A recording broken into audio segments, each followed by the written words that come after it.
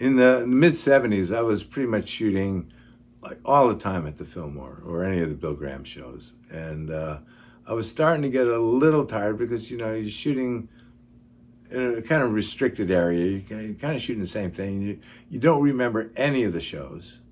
You don't remember because you're looking through a viewfinder. You're looking for that frame. Music is just flying past you.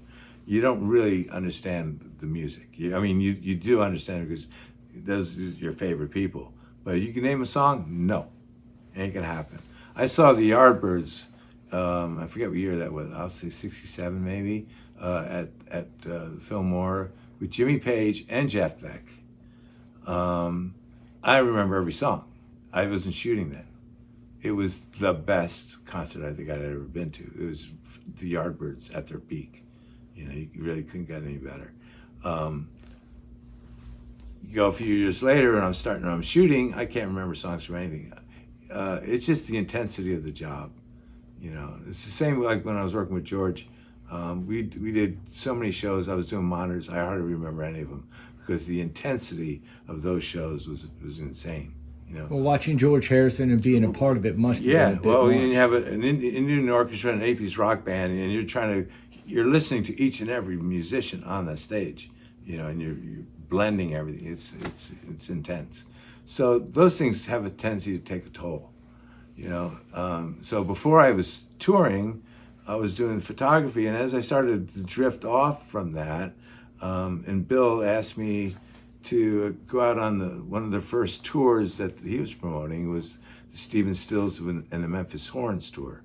That was '71, and he was closing the Fillmore, and I went out on the road, to help set up the PA, as it were, and it was a huge success. It was Stephen Stills playing all these coliseums and like Madison Square Garden.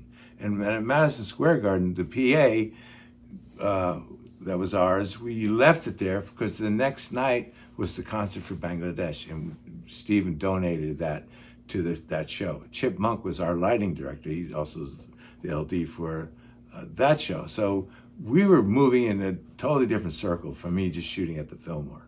This was something that was like, oh, this is a direction I didn't even conceive of before. So it's a full-time thing. You'd pretty much put the camera down and moved on. You picked it up occasionally. The camera became just like my normal camera. It's like, oh, I can take a breath and shoot something that's interest to me. I don't worry about somebody else, So that's really where I kind of drifted off and got more involved in the music world.